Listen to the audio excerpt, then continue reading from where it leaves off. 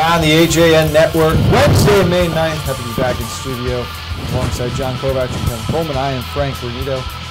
As we were just talking before coming on the air, boy, has the FCAC playoff picture for boys lacrosse gotten very confusing after last night's double overtime thriller, gentlemen.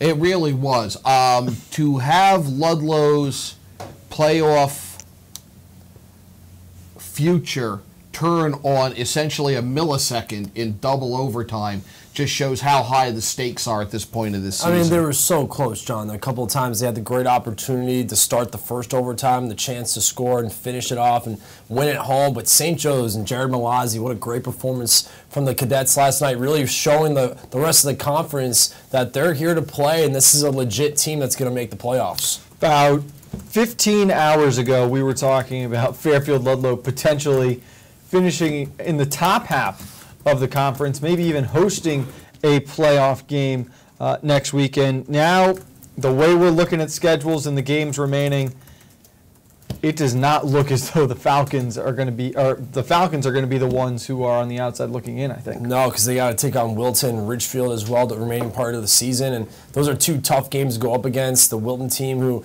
is really playing well as of late, and of course we know how strong Ridgefield is right now, sitting at 8-1 with Greg Gatto on the return as well, which is going to be great for the Ridgefield Tigers. So this is going to be an extremely tough stretch for Ludlow. And for Greenwich now, they have their easy part of the schedule, so they can finish off the season maybe jumping over Ludlow to maybe get them to sneak into the playoffs. I think that's entirely possible because this is an uphill climb for Ludlow. Two teams that are perennially near the top in Ridgefield and Wilton to finish with. And that was a game last night that was a bounce here, a bounce there, or maybe a couple of stops in what was a wild St. Joe's run from really putting themselves in pretty good position as far as postseason play in the FCAC. Yeah, they've certainly got to feel pretty good about themselves now. They're staring down what appears to be 4 losses at the end of the year in conference if they cannot defeat New Canaan on Thursday. But the big thing for me, though, that is a little concerning about St. Joe's, you had a 9-4 lead at one point in time in the third quarter, and you allowed Ludlow to get back into this game over the final 15 minutes of regulation. That is something that is a concern, I think, for this squad as they get closer to the postseason. Something they'll want to clean up without a doubt, but let's look at the highlights from last night's St. Joe's double overtime victory over Fairfield Ludlow. Has around the cage. Lineback shoves off, but alone in front. Turnaround, score! Back to the near side. Oh, nice move there, and able to finish is Matty Labash. Still very physical here in this first half. Nice work by Preston Crowell, and the freshman's on the board. It's quite the sense of timing by me. I'm pretty impressed with myself. 5 unanswered at the moment for St. Joe's. Malazzi goes to the left, back to the right, shot down low, and he scores. It's Wyckoff at the 3-minute mark. Trying to spin towards the front of the net. He got free, shoots and scores. Have to figure they're thinking Wyckoff as this comes to Quinn Thompson. It hit the deck. He gets tangled up with Viglione. They're still fighting for possession. Viglione with it now, and he just heaves a prayer the opposite way with 30 seconds to go. Liebrock returns the favor. It was almost on cage. Why? He scores! That's going to be an assist to Liebrock on that heave. Frank, we've already called one doubleheader this year. That was the Darien New Canaan boys-girls twin bill. So we have done a doubleheader before. Malazzi, free in front, he scores!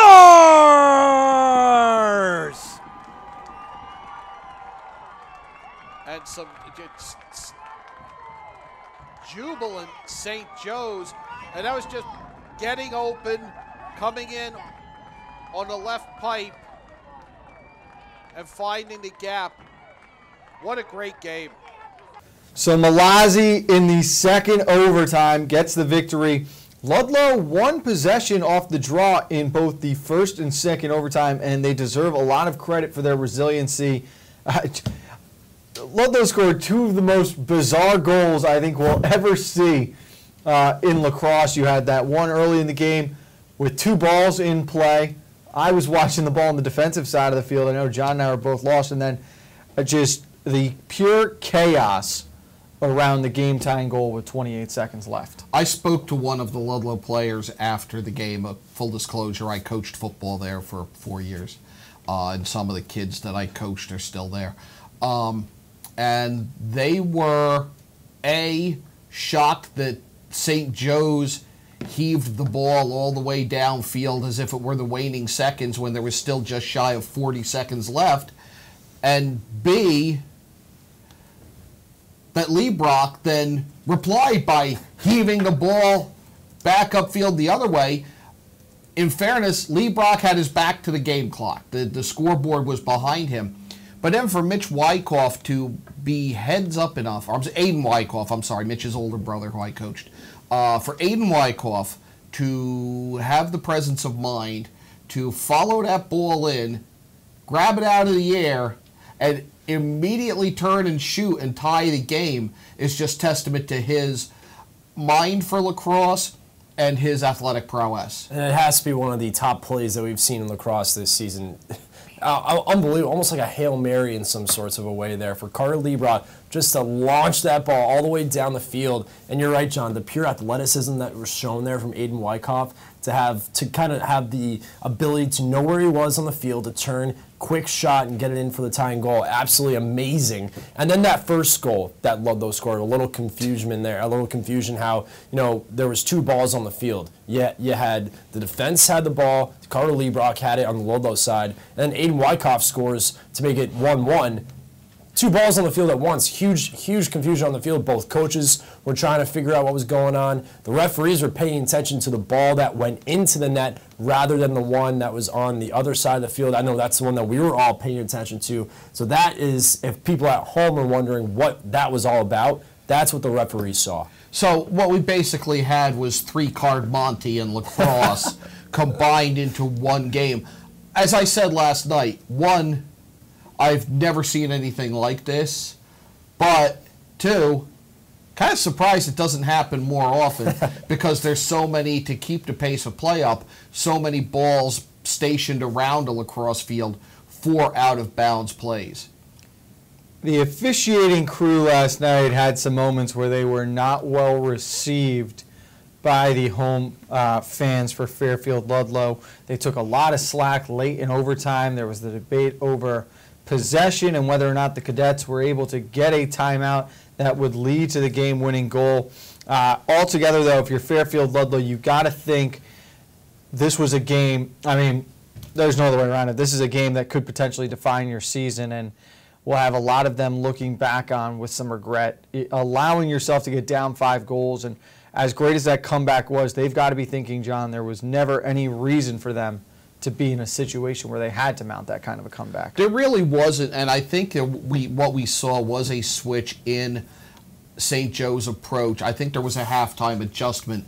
Ludlow was playing very aggressive, straight-up, real tight man defense in the first half, and St. Joe's came out in that third quarter, and I don't know if they were doing double moves, but they were doing all they could to use their speed to get around the one defender who was matched up with them, and then it was just a race to the net, and that's how they went on that 7-goal run. And I also thought there in the beginning of the second half for St. Joe's, John, they seemed to be, not that Ludlow was sleeping to come out at halftime, but it just seemed like St. Joe's was the team that really came out. They were all pumped up, and I thought the physical play they were up more than Fairfield Ludlow was. I thought they were getting more of the ground balls. Mm-hmm. They were more aggressive. They were getting shots on net, and it turned out to be goals, which led them to go up 9-4. And yes, the concern now is, well, we let Ludlow back into the game. They let them score and tie it up, blowing a 9-4 lead. But still, this is a very talented St. Joe's team. I think if they take this approach throughout the rest of the season into the postseason, St. Joe's could be a scary team. You could see in round one. And we're probably not giving them enough credit for pulling off that victory yesterday. Obviously, both coaches talking about the emotions and the rivalry that's been developing between these two schools, specifically in boys lacrosse. But The best player, in my opinion, on the field last night was Matt Labash. Had 5 goals. When he had the ball in his stick, he was playing at a different level. Malazzi, the game winner, his second overtime goal of the season. They are 2-0 in overtime now, the Cadets. And you know what? Kyle Burbank didn't get enough credit last night either. He had to make some big saves. He had some timely saves as well in the overtime. St. Joe's deserved to win this game regardless of the lapse they had over the final 12 minutes there in the fourth. Yeah, Kyle Burbank made that great save on Quinn Thompson, and I believe it was a second overtime, right on the doorstep, really. Now, that ball goes in, Ludlow goes on for the victory, but Kyle Burbank, you're right, Frank. He deserves a lot of credit for that win last night. The defense stepped up big. I thought Philip Pesmeg had a couple nice clean checks. So all-around great performance and a big win for St. Joe's. Cadets put themselves in a great position regarding the FCX playoff picture. We'll talk about that a little bit more later on in the show. John, we're going to let you go. You got a busy day here still down the stretch this afternoon. Wrapping it up. So thank you to you. When we get back, we're going to look at some baseball and softball action from Monday right here on the HAN Network. Had a sports injury or slip and fall that needs immediate care? Ortho Connecticut Walk-In Urgent Care gives you direct access to orthopedic specialists fast without an appointment. Biking, golf, tennis, soccer, whatever the sports injury is, sprain or fracture, Ortho Connecticut Walk-In Urgent Care can help. Open 7 days a week now at 4 locations: Norwalk, Darien, Westport, and Danbury. Go to myorthoct.com, like them on Facebook. UK Gourmet is the largest specialty grocer in the area, featuring food from England, Ireland, Scotland, and Wales. Over 80 teas to choose from and a brilliant assortment of biscuits to go with them.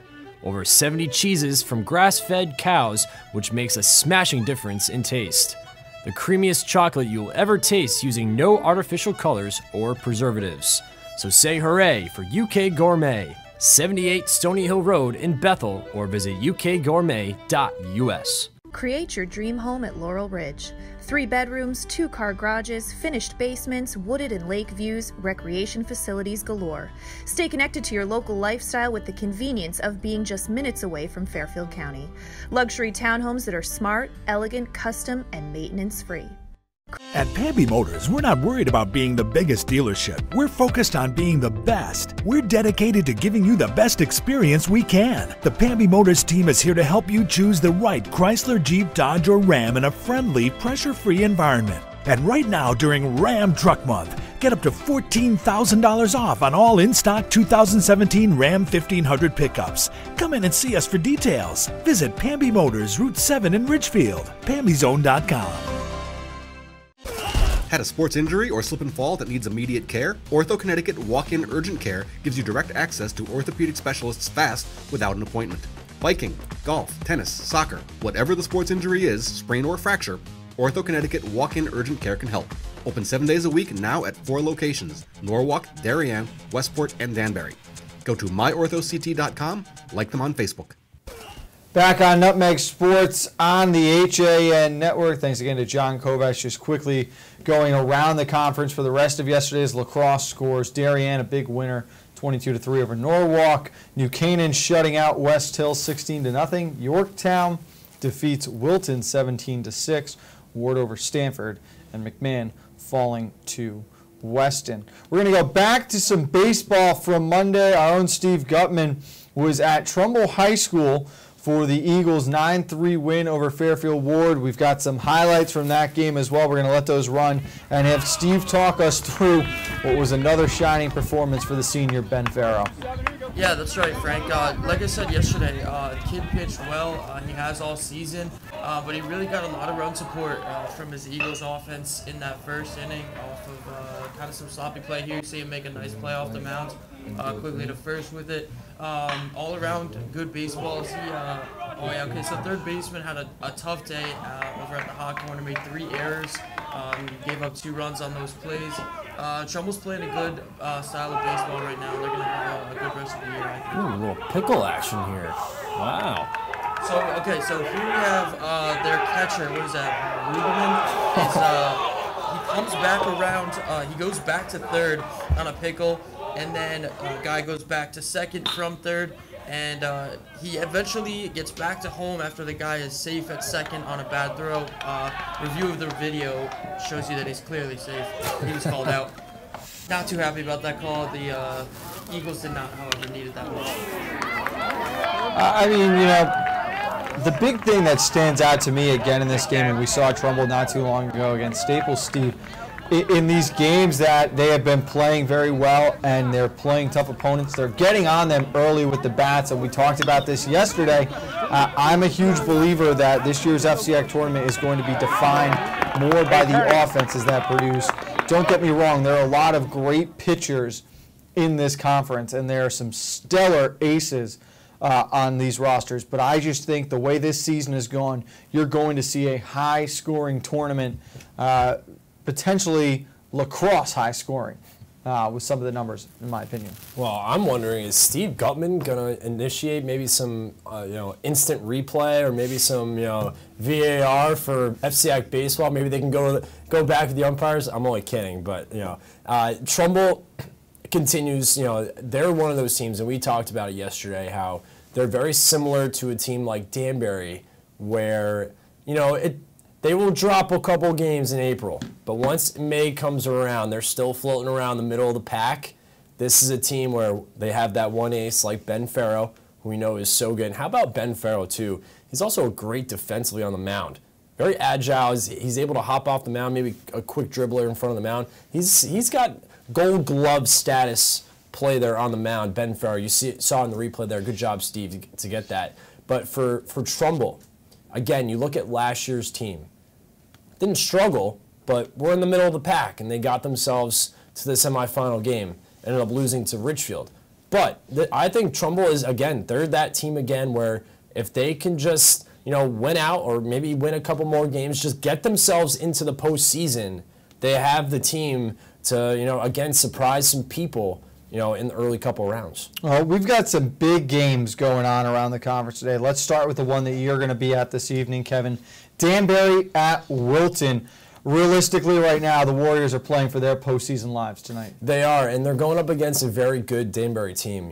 Coming off a win against Central on Monday night, where the bats really came alive. I think if Wilton, if they're not pitching well today, this could be a huge problem because you got Javon Hernandez leading off, who just knows how to get on base, whether it's A, being patient at the plate, or B, finding ways to get on base. Whether it's a slow dribbler in the infield, he has the speed to get on, or he's just a pure good hitter where he'll get base hits in the outfield. And then once he's on base, that guy can fly. So the key to Wilton today, do not let Javon get on base, because once he's on, this is a Danbury team who is very aggressive on the base path. Another big game I'll be at this afternoon, Ridgefield at New Canaan, and the Rams in a similar position to the Warriors, maybe a little bit more comfort here, but they are running out of time, and this is probably a game they've got to steal against the current #1 team in the league. And for me, they have got to find a way to score runs. You look at how good Ridgefield has been defensively, how strong their pitching has been. The Rams are going to have to score 5 runs to win this game. Now, I wonder if Ridgefield's going to throw Alex Price today, because obviously Matt DeLuca pitched on Monday, the big win against Staples. Does Fabry go with Alex Price today against New Canaan at New Canaan? That's a big question mark for me. I believe he would. He's fully rested. I think he does. You can throw him today, and then come back again with him Monday when you play West Hill. They've got Norwalk on Friday, do the Tigers. So I think those are 2 games, and then if he throws him Monday, he should be able to go Friday for the start of the FCIAC postseason. And also for Ridgefield, even if they don't throw Price, or if Price maybe, say, New Canaan gets the bats going early, they have the relief pitching too. They have the depth with pitching on this roster for Ridgefield. Again, this is a Ridgefield team that are surprising a lot of people at the right time. John Kovac is going to see Fairfield Ludlow and Staples this afternoon. That's a huge game for the Falcons. A win would get them back into the top 8. And, it's a Staples team, obviously, coming off a loss earlier in the week against Ridgefield. But how much of a chance are you giving the Falcons against the Wreckers? Excuse me. I'm going to give them a chance. I'm going to give the Falcons a chance here just because Staples is coming off that 3-2 loss to Ridgefield on Monday. I wonder if I'm not saying anything bad's happening with Staples. A loss is a loss. It happens, but it's against Ridgefield too. At Ridgefield. Yeah. So I want to see if Staples can they bounce back? Can they just say, hey, we lost to Ridgefield on Monday. We're going to put it behind us. Or do they come in a little sluggish, maybe a little flat, and Ludlow's able to get a couple quick runs here? But I think I give Ludlow a chance, but I want to see Staples bounce back in a positive way. Stanford and West Hill, city rivalry, that's a big game today. McMahon and St. Joe's, Mike Suppy will be at that one. You've also got Greenwich and Fairfield Ward, Trumbull and Norwalk. I mean, all of these games right now have basically got immediate playoff impact. None of these teams quite eliminated just yet. West Hill really needs to find a way to beat Stanford to keep their slim hopes alive right now.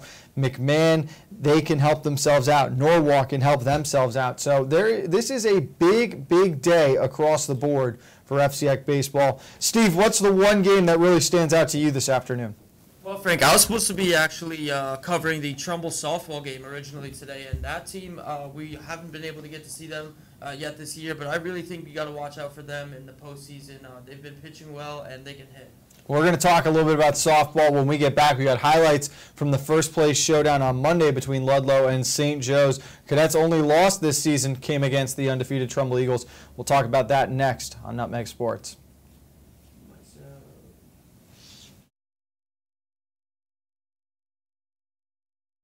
Want a new experience in car buying? Scap Chrysler Dodge Jeep Ram. We are Connecticut's Wrangler headquarters.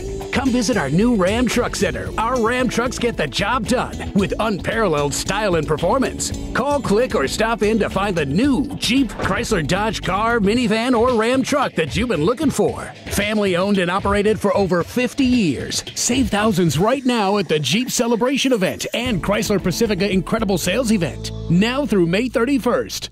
Winter's finally in the rearview mirror, and the Dock Shop is ready to help you usher in our favorite season, summer. We've got new offerings in our usual products: clothing, jewelry, home decor, fishing tackles, and boating supplies. And now the Dock Shop does in-house laser engraving. You can add a name, a boat name, latitude, longitude, an image to drinkware, serving platters, boards, or decorative accessories. No minimum, fast turnaround. Stop in today and start your summer. The Dock Shop, 51 Tokenique Road, Darien, 609 Riverside Avenue, Westport, dockshop.com. If you've ever thought about owning a motor coach or learning about what it's like to travel the open road in superior style and comfort, then contact Dave's RV Center in Danbury, Connecticut.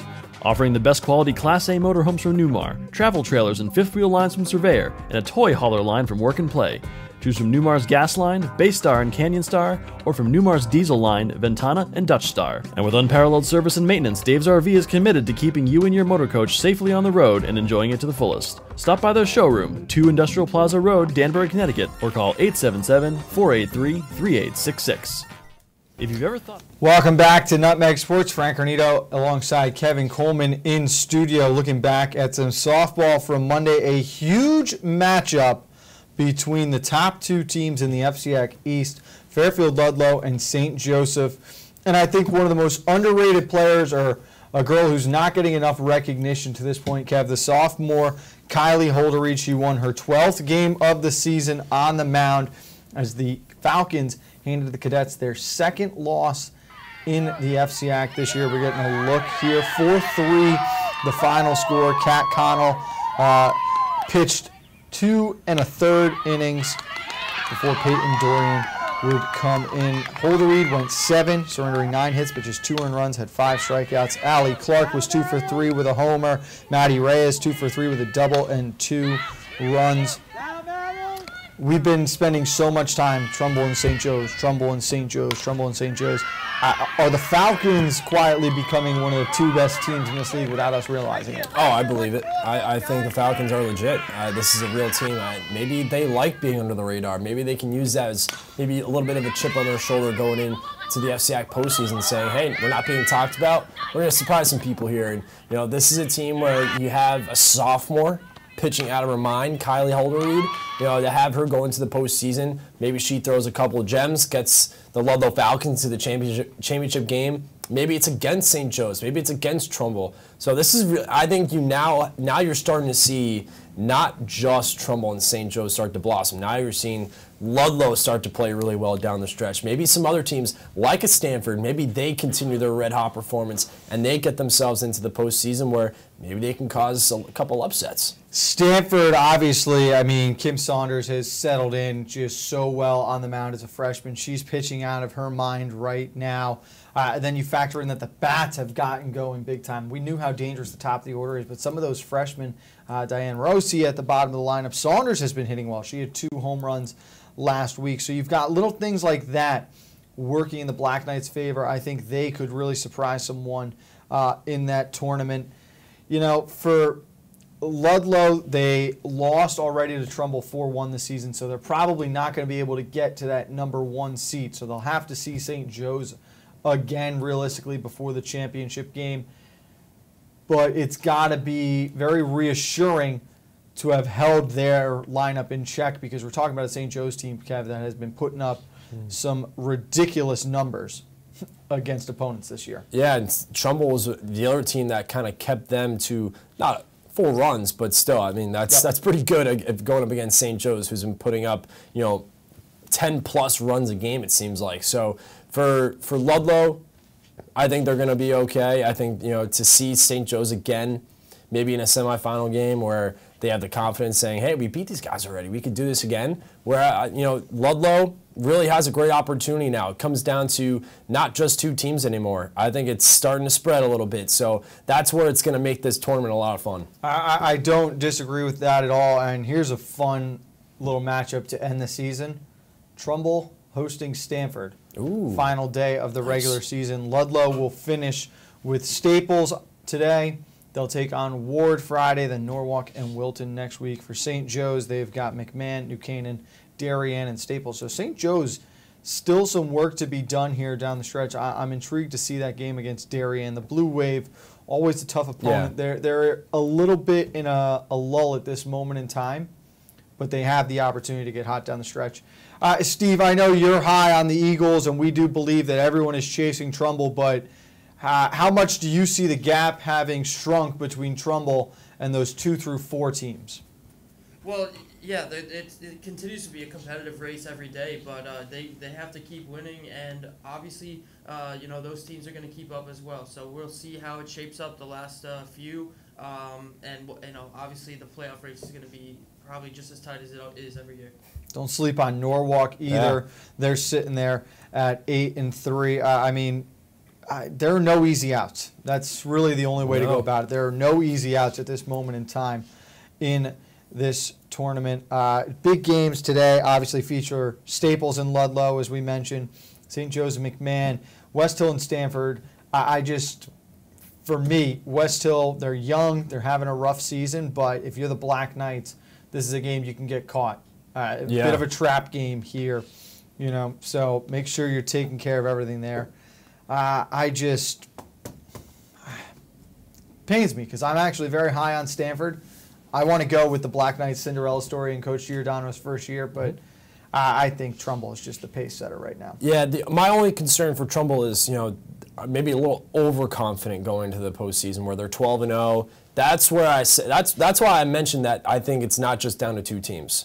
Because because Trumbull, yes, by far, lots of talent. I would just hate to see them go in with maybe too much confidence, and then they get surprised in the first round by maybe a Stanford, by maybe a Norwalk. So that's the one concern. If I'm if I'm Trumbull, take every game one at a time, every opponent at a time. Don't look ahead. Just focus on each inning, each out. The big thing for me that'll work in their favor in regards to that, the 11-0 loss in the FCI quarterfinals last year against St. Joseph. This is going to be a hungry group with their eyes set on an FCI championship after last year's disappointment. You're going to see us all around this afternoon, so feel free to stop by, say hi, and make sure you're back here tomorrow for all the highlights from Wednesday's games on Nutmeg Sports right here on the HAN Network.